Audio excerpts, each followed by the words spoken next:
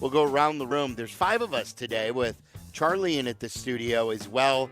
One thing good, one thing bad, and one thing that we perceived as dirty. Waddle, why don't you kick us off? My good was Scotty Scheffler. I mentioned it earlier in Waddle's World. He won again at the Memorial. That's 5 wins for him so far this year. The U.S. Open begins Thursday, so big tournament for golf fans to watch this weekend as well. But Scotty has now won over $24 million this year in purse earnings.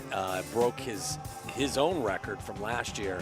The amount of money that these guys is earning is going up every single year, and as I've said 1,000 times, I think they should all thank Tiger. But Scotty Scheffler, once again, getting her done. For sure. It's his Shota. That is my good. He had a couple of not-so-good outings, and then you go to Cincinnati, and there's a true way that a stopper goes, you know. He's been the ace of your staff, and then he had a couple of bad outings, and then you need to end the losing streak, and you do. And it's exactly what he needed. It's exactly what the team needed. After another start, he is at a 196 earned run average. Pretty damn good for a rookie. I know he's not your normal rookie because he came over from Japan. I told you earlier, too, that the Cubs in games that Shota doesn't start are 22 and 32. So with them and their unpredictable bullpen, their unpredictable bats, they did not score after the second inning.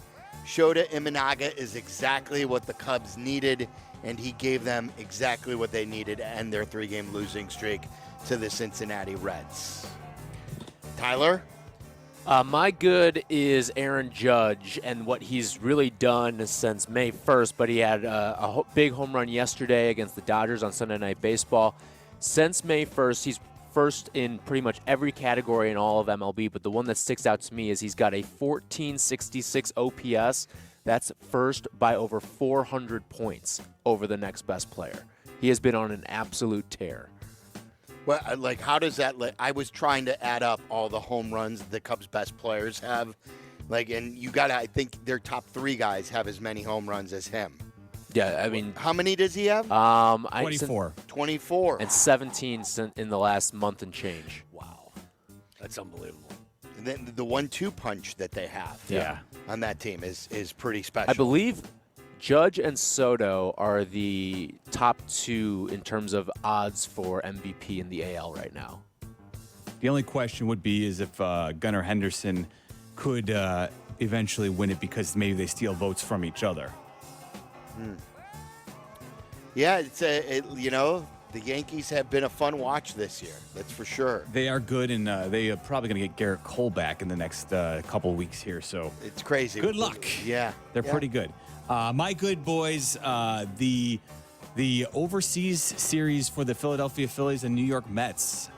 Bryce Harper is an absolute star, and people should be embracing him as the face of baseball. I mean, I know you've got Shohei Ohtani and Judge, but Bryce Harper absolutely embraces it. If you didn't catch it, he homered on Saturday as the Phillies started off that series, and then he posed the slide where he channeled his inner soccer player, and after hitting the home run, he then, towards the dugouts, did the slide.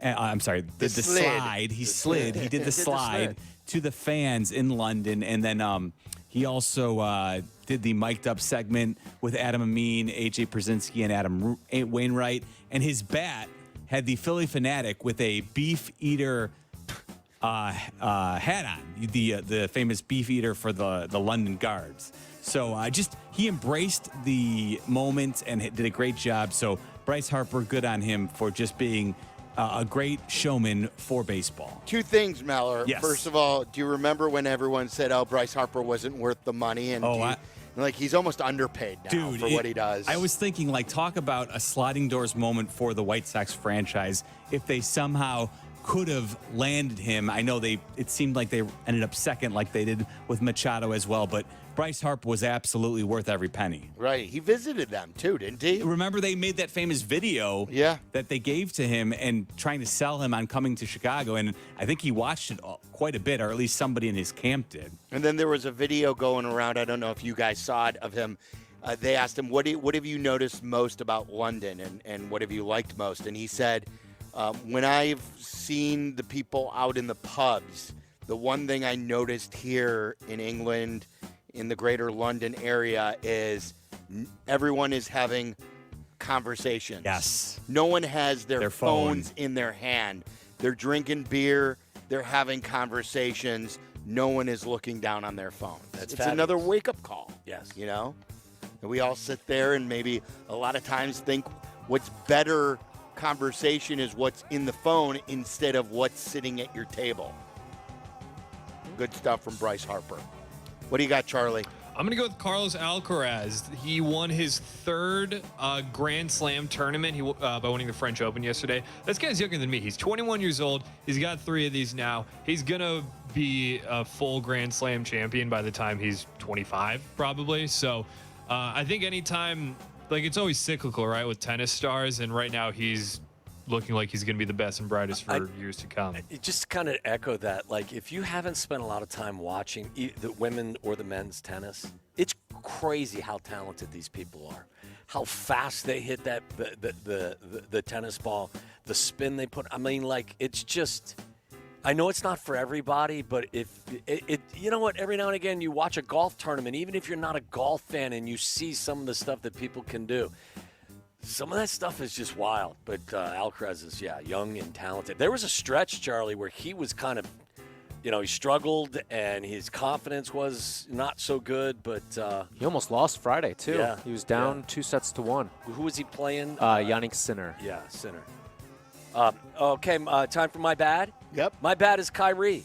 0 for 9 from behind the arc for the Mavs. To win, he has to be dynamic and a great player, which is what he was over the course of the entire regular season and for the most part into the postseason.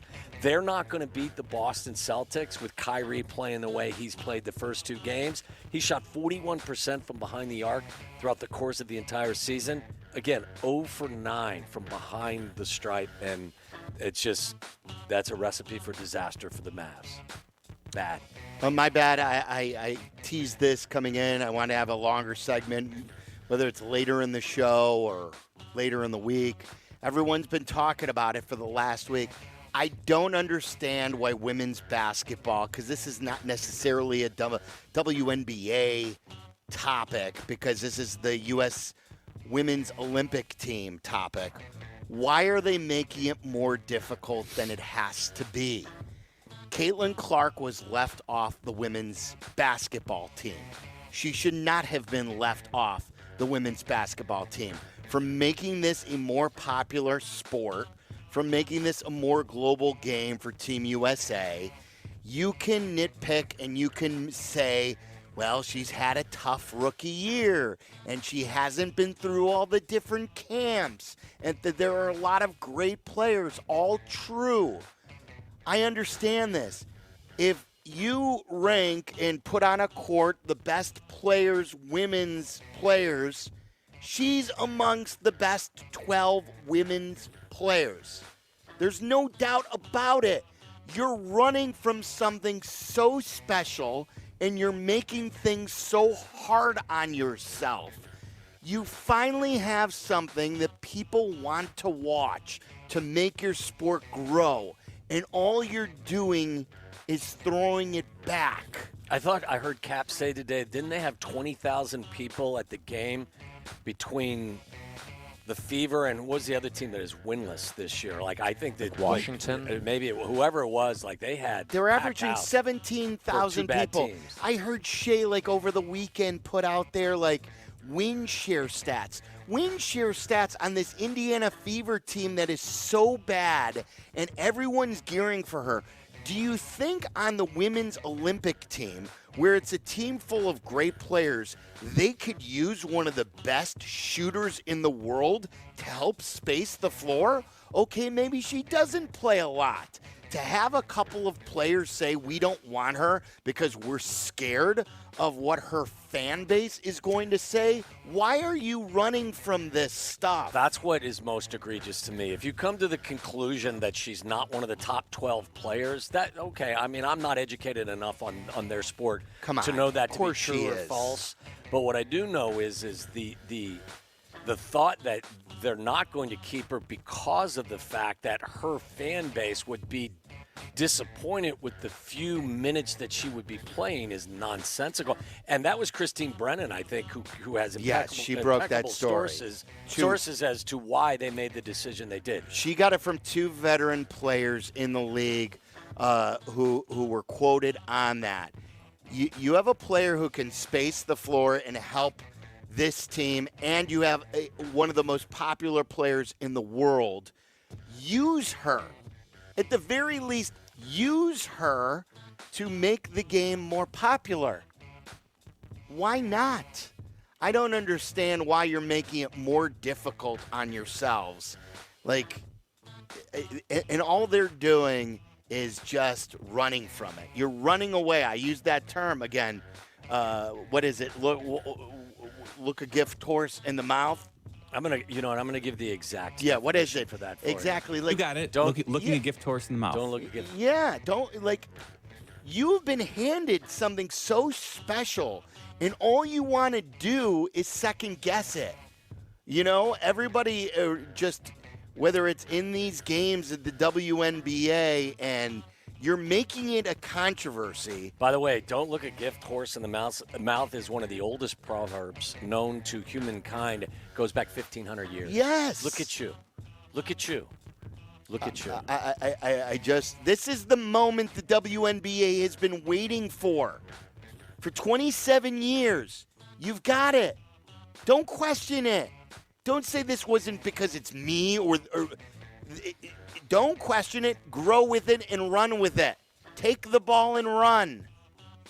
So dumb. That's my bad. Next. My bad from the weekend was the stat that I saw from Chris Kamka, and it kind of ties in a little bit to what Sylvie was saying earlier about Shota. So Shota got the win yesterday, but it was the first win by a Cubs starting pitcher in 21 games.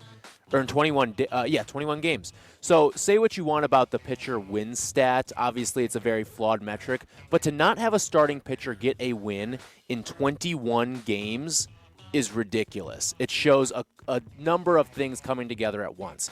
A, your offense isn't producing, or B, your bullpen is letting you down. And the Cubs have had a mix of both of that over the last month or so. That's crazy.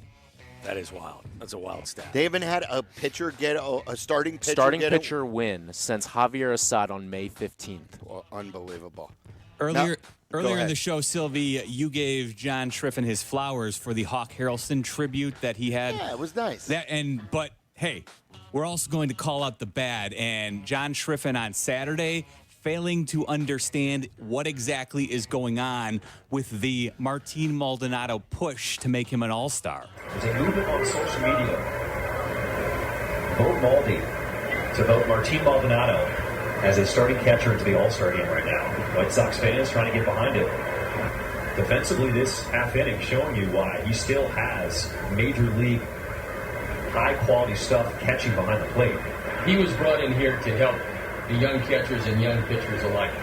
That is not what's happening. What is happening is John Scott Part 2.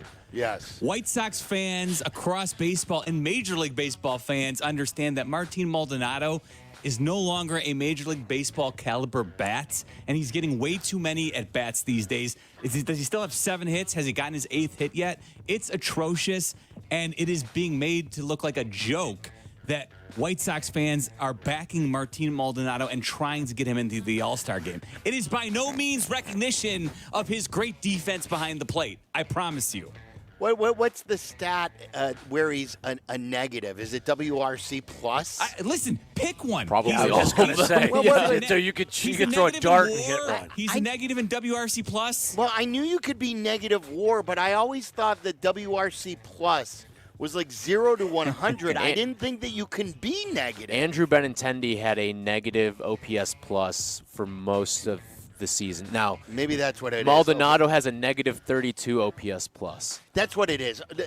I thought like 100's average, right? Yes. So I thought then if 100 is average, like 0 is like the worst. Yeah, you can't go past 0. Like that's what I thought. Like 0 is like the worst. How could you be negative?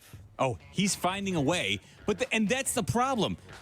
representing on the broadcast like this is something that White Sox fans are appreciative of is absolutely missing the point of what's going on here. That. There's been more of those gaffes than there have been good. All right, Charlie, what do you got? Yeah, we got more City Edition or City Connect jerseys this weekend. This time it was from the Twins. It's almost irrelevant who rolls them out. I just think this whole concept is a miss by Nike, by MLB. I really don't like them. I don't like these Twins ones. I really kind of only like the Rays ones. Every time I see them, I'm like, I just don't see the point of these. I don't think they're good, and I don't really see them being a benefit for baseball. There goes my Christmas gift for him. Can I take that from here too on my dirty then? Of course. Because I don't understand this. It was my old man Fred Hubner moment. I even found a brother in arms with Michael Wilbon yesterday. I reached out to him and he agreed with me. So I get it. Maybe I'm the old man yelling at the cloud. The Boston Celtics are one of the most historic teams in the NBA. Yeah. They're looking for their 17th or 18th NBA championship. They're playing at the Boston Garden or whatever that place is called these days.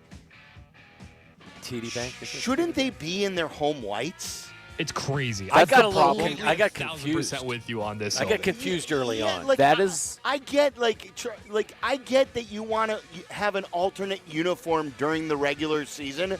But when you're in the NBA Finals, the Boston Celtics should be wearing their home whites on that parquet floor. This is like the Yankees wearing their road grays in Yankee Stadium for the World Series, or the Cubs wearing their road blues or whatever at Wrigley Field for a big playoff game. I don't get why are they wearing their road blacks or whatever those uniforms are for the NBA Finals. You want to do that for a middle of the season February game, fine. But do we not have any tradition anymore when it comes to uniforms? That's the problem with the NBA right now is you can flip on a game and have no idea who's playing. Well, that's the point. I got confused a couple of times. You kept seeing the whites, yeah. And you're I'm easily confused, but I kept thinking, well, wait, that's the Celtics. And any time I stepped further away from the television, then it was the Celtics confusing. should be in their home whites with the green trim. Yeah. Imagine if the Bulls were in a different uniform for every single title they won. So weird. It's insane, real quick, too. The NHL, Gary Bettman, had his press conference before Game 1 on Saturday, and there was a reporter who asked why NHL teams can't wear a third jersey during the playoffs. And Gary Bettman actually had a good answer. He's like, I like tradition. We don't want to just follow the hot trend just to sell an extra jersey. Right. When the NHL is doing things right, you have a problem. Yeah, that's a good point. My dirties real quick. It was the antique story. I had that saved up. Yeah, that is dirty. Figured I had to use it to kind of prove a point, but not sure I did. My dirty, I'm going to co-sign with what Jeff Meller said for his bad with Martin Maldonado. How do you get fooled by that? Getting fooled by that is dirty. That the White Sox fans are so apathetic towards their own team at this point that they are going for a full troll job on an all-star campaign, and you could not see right through it. Well, you're not listening to, obviously he's not listening to Radio Losers, but all the shows have talked about it, right? It's been on Twitter. Open up Twitter. How about this? Look at his baseball reference page when you prepare for the game every single day, and look at his stats, and you can plainly see that this is a joke. And wrap us up, boys. My dirty boys, playoff Bob, Sergei Bobrovsky showed up, and he made things difficult on the Edmonton Oilers. If he's going to play like that for the rest of the series, it doesn't matter what Connor McDavid does because he will not be able to beat the Panthers in playoff Bob. All right. I'm gonna go with the whole Dan Hurley coaching surge situation. The whole thing never totally made sense to me, and it seems like it was all just kind of a much ado about nothing at this point. All right, there you go. That's the good, the bad, the dirty. And good stuff there. We've got Aki's A-List